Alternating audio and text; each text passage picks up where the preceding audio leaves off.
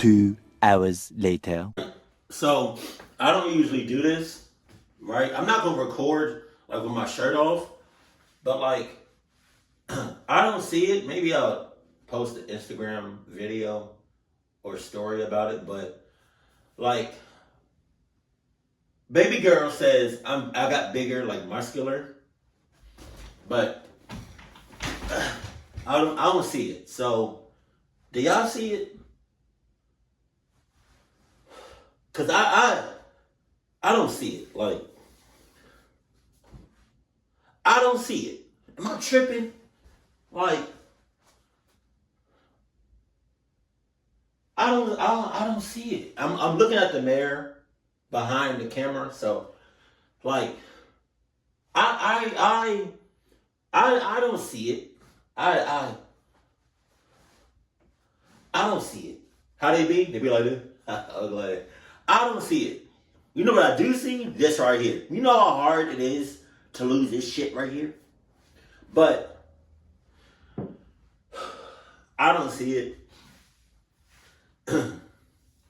I feel like I looked the same size months ago.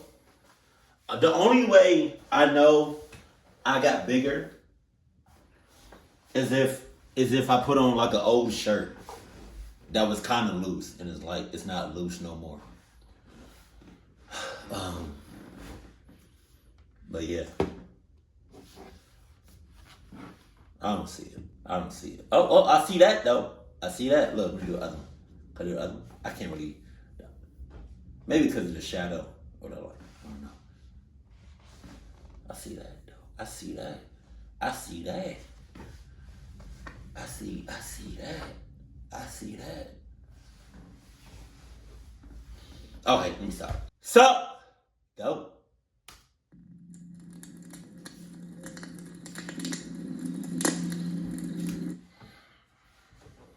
I bet you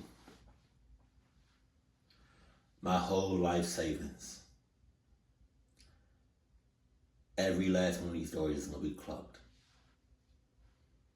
And it's not just because I'm reacting to a horror story. Literally, I feel like all camping stories are just, they either start off bad and end bad, or start off good and end bad. But here we go. That fire sound weird. I've never been much of an outdoor person, but the summer... So why are you starting now? Relax, Gator. Relax. 13 seconds into the video. Relax. My second year in college, one of my roommates convinced me to go tent camping with him. Wow. It was only over the weekend, and I wasn't doing anything anyway, so I said I'd go with him. For the sake of privacy, I'll call him Jake. Tall as trees. Now, Jake would go all out. He had a 2014 Jeep Wrangler, the entire back seat filled almost completely with different camping gear. Jesus. He didn't like to reserve spots at actual campsites, but instead find his own spots, which he said made it more fun. Oh, yeah. We drove up into the Rocky Mountains for a while, until we found a break in the trees with enough space to fit the Jeep through. We then drove off-road between trees until they pointed out a good spot. We set up a fire pit, chairs, and the tent we'd be staying in for the night. It was already around 7 p.m. and the sun was starting to set. Jake went to the car and pulled out a bag of hot dogs for us to cook over the fire. Real original, I know, but they were an easy meal, and plus Jake wanted to give me the true camping experience, seeing it was my first time. He even brought stuff for s'mores. Although, we never got that far. As we were cooking the hot dogs, this extremely loud female screaming from maybe 300 or 400 feet away echoed out throughout the trees. I looked up and saw Jake's head turn around behind him towards the direction of the screams. I would have said, what's his name? Jake? His friend? That convinced him to go camping? And we both heard that scream over there, over yonder? That's how y'all southern sound. Yonder, over there. So me and him, we like this, right? I'm right here. He's sitting right in front of me. We hear the scream over there. I turn.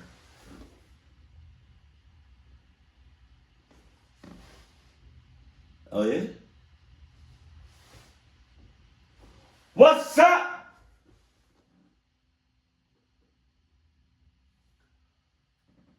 What's up?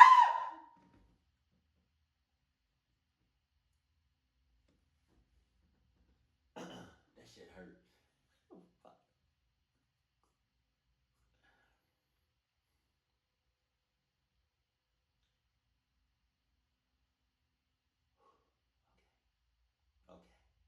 It's about to get real loud in here. Hold on. You might want to turn it down. What's up? What's up?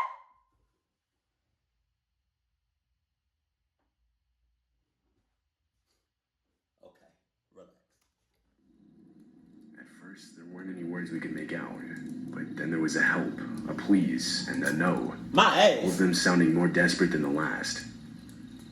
Then the loudest, most terrifying scream was abruptly cut off mid-scream. Oh. Jake looked back in my direction. The look on his face was pure horror. As far as we knew, the closest man-made structure was the road, and even that was far away. No one should have been out here. Whatever it was that we just heard didn't even matter. We knew we needed to leave as fast as possible. We started frantically throwing things in the back of the Jeep. We stuffed the still fully made tent inside as we closed the door. I tried calling 911 as we started driving back to the road. I had practically no service out there, but somehow still managed to get on the line with an operator. I did my best to explain what we heard, and they said they'd send out a trooper as soon as possible. It probably took us twice as long to get back to the road, just because this time we couldn't see anything. Finally, we saw the pavement, and stopped for a second. We didn't know if we should wait for the cops or not. That's when we saw a figure walking out from the streets in front of us. Okay. He was wearing jeans with an all-black sweatshirt, the hood covering his face. He was dragging something behind him in a heavy sheet or some kind of bag. Why y'all still there? His head was down, laying almost limp as he walked. He looked over in our direction when blue and red police lights revealed themselves down the road. The man turned his head and started sprinting back into the forest, letting go of the bag. The police saw this and started chasing after him. The bag he was dragging turned out to contain the remains of a 34-year-old woman. I would think so. We don't know if he was ever caught. They some brave ass police. So, To go in the darkness, in the woods, chase a guy that's carrying the remains of somebody else in bag, in the woods, in the woods, in the woods. God. happened when I was in middle school. It was summer, and my parents had signed me up for a month-long all-boys summer camp. The campsite was exactly what you're imagining. 6 or 7 small cabins spread out in the forest. There was a small lake, a few fire pits set up, and I think there was even a sand volleyball court if I'm remembering right. It was close to 4 hours out of town. The place was old and run down, but definitely still used often for summer camps. When we got there, I unpacked all my stuff into one of the cabins and set up my bed.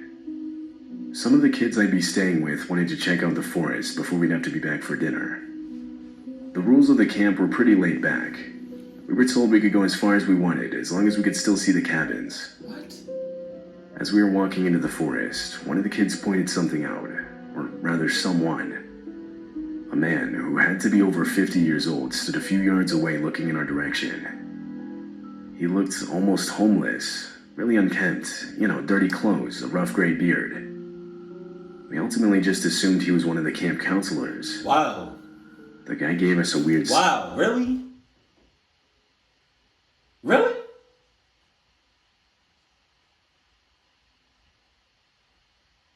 Really?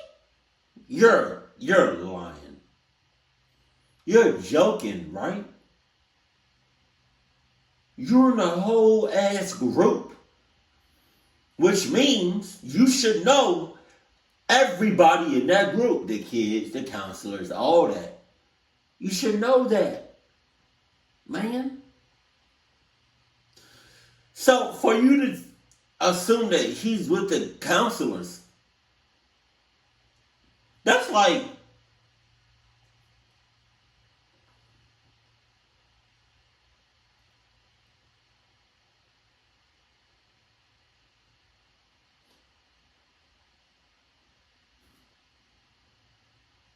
this is disgusting. So if you're eating right now, I suggest put a pause on that.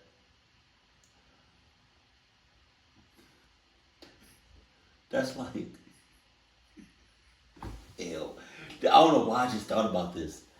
That's like you having a group of people, about 10 of y'all. You all take different shits.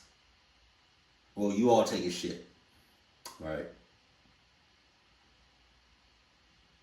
And you're outside, so you're taking the shit outside, blindfolded.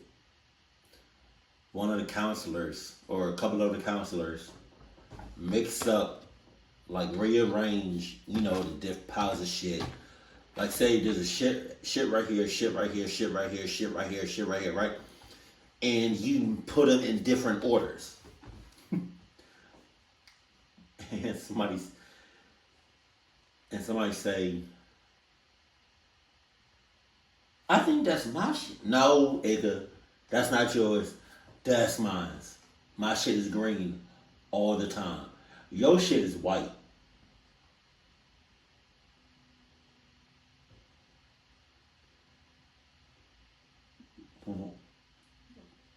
Why is it white? Like,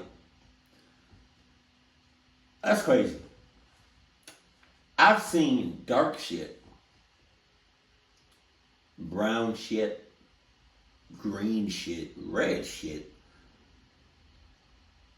like bloody like shit. But I've never seen a yellow, a purple, a white, like a matte black, a blue, like a orange shit. Like, if you all seen it, let me know in the comment section below. Wow, I'm really talking about shit. Well, and I gave him an awkward wave back. We ran back to our cabin, and later that night told one of the camp counselors about it. They took it very seriously, even going out to that part of the woods themselves. Okay. But by then the guy was gone. We started to realize that a large portion of the camp counselors were teenagers. No one was older than like 30. They didn't tell us straight to our faces, but it didn't seem like they had any idea who that man was. The next few days, we didn't do much more exploring. We were still pretty creeped out, to be honest with you. It was on the fourth night when things really hit the fan. I was sleeping and woke up to the sound of the cabin door handle rattling. Oh my God. Now, most nights at 11 p.m., one of the counselors would knock on all the cabins to remind the kids to lock their doors and go to sleep. Sometimes we would fall asleep before this, and it would end up waking us up.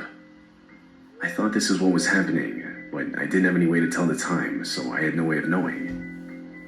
Being the only one awake, I felt obligated to yell in a response. I'm pretty sure I yelled out something about how we were already in bed. Right as I did this, a flashlight turned on from outside, and the light started pointing in through the windows. Someone was trying to see inside. By then, a couple of the other kids started to wake up. Y'all counselors, security, the people in charge, the people that's in charge of this shit is ass. I feel like the counselors, one, need to be awake while the rest go to sleep. Or like two, be awake, the rest go to sleep for like an hour or so. Wake up, the other people go to sleep, back and forth. Somebody up, somebody sleep. Somebody up, somebody sleep. Just to watch out for shit like this. I remember motioning for them to get down. The person outside went around the cabin multiple times, pointing the light through every window as they did so. I don't know if they saw me, but I do know the light passed clear over me a good couple of times. After maybe 5 minutes, the light finally turned off, and everything once again returned to silence. I explained what happened to the other kids. One of them had a watch and looked at it. It was 4 a.m. That wasn't a counselor. We stayed awake until morning. Finally, one of the teenage counselors came to our cabin to wake us up for breakfast. Right away, we told him what happened, and he stopped. He took us to a couple of the adult counselors where we retold the story. What we heard next was something that truly terrified us. Last night, a kid from a different cabin had gone for a walk to use the bathroom. Okay. As he was heading back, he noticed someone at our cabin door. Like us, he at first thought it was a counselor, but questioned this when he saw the person trying to pick the lock. The kid was asked to describe the man. It was dark, however, he remembered him having a beard and wearing dirty clothes. This instantly reminded me of the man we had seen in the forest on the first day. The entire camp immediately got canceled in concern of kids' safety. That afternoon, a bus showed up and took all of us back home. Many years have passed since this happened. I recently did my own research and was able to find a small report on it. Police were called in after we had left. They combed the area and found a small tent nearby.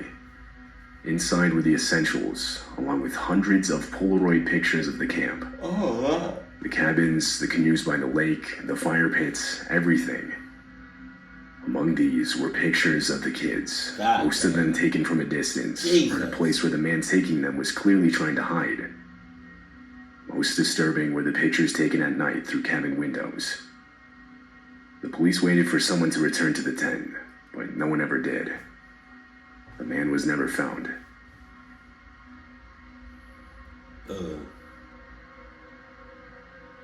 It was approaching the end of summer, and my wife and I wanted to go on a camping trip before it started getting cold out again.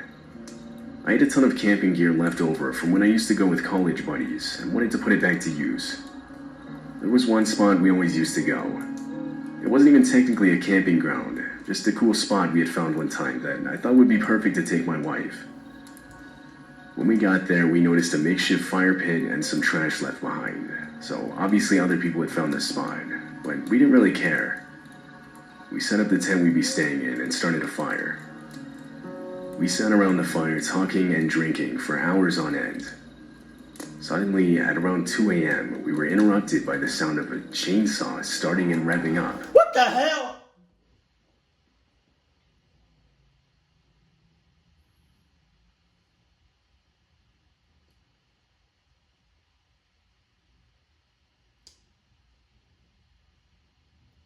So,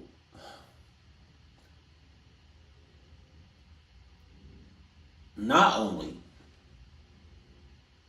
did I pass out from hearing the sound of a chainsaw, but I died shortly after hearing the sound of the chainsaw. And not only did I die, my soul died too. And not only did my soul die, my soul died. Damn. That's some serious death. Because not only did you physically die, but your soul died. And your soul died. That shit crazy. Could you imagine? Think about it. It's dead quiet. Well, it probably wasn't dead quiet, in the camping. But like, think about it. It's dead quiet, right? And all of a sudden, you hear a sound of a chainsaw. There's no build up to it. It's just dead quiet. Chainsaw. You know how scary that is? Think, alright.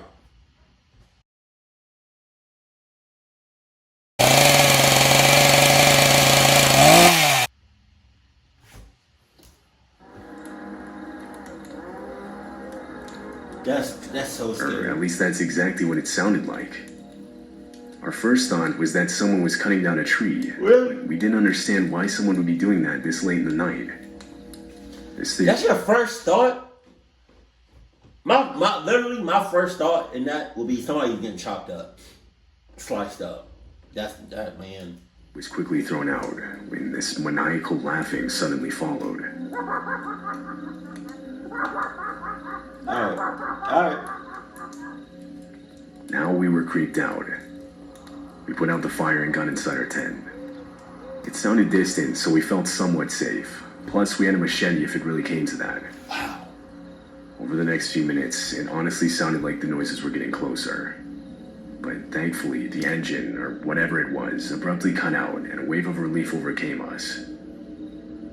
After a half hour of silence, the two of us felt comfortable enough to try and fall asleep. Wow. And surprisingly, we actually did relatively quickly. I'm not going to sleep Likely in after part that. due to the drinks we had earlier. I don't know what time it was, but at some point during the night, I remember opening my eyes, confused as to what woke me up. As my senses were coming back to me, the sound of footsteps filled my ears. I sat up to listen better, and noticed my wife had already done the same. We sat there looking at each other, listening. There were multiple sets of footsteps. It sounded like no more than 20 yards away. My wife suggested we make a run for the car. I told her we should wait a few minutes. It was light out that night from the moon, and behind her I could see the silhouettes of 3 men on the tent wall. 3? I didn't tell her this. The last thing I wanted to do was scare her. But I did get a firm grip on the machete laying next to us. Although I was horrified at the thought of actually having to use it on someone. I'm not. I sat there watching the shadows. You in the dead of night and pitch blackness. You hear I was about to say Texas chainsaw. A chainsaw. You see 3 guys.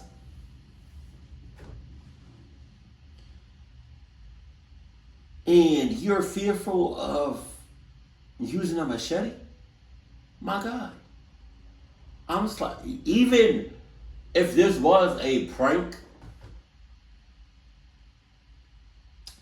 or they were just trying to scare us, they wasn't really trying to harm any of us, I'm slicing and dicing. Slicing! Dicing! La la la! That's just the way it is. Seconds felt like hours. Finally, after what was realistically only a couple minutes, I saw them walk off. This was our chance. I told my wife it was time to go. Leaving everything behind, I opened the tent and we full-on sprinted to the car. I've never been more thankful to have a remote start key fob. I started the engine as we were running, and right as we got inside, I floored it out of there.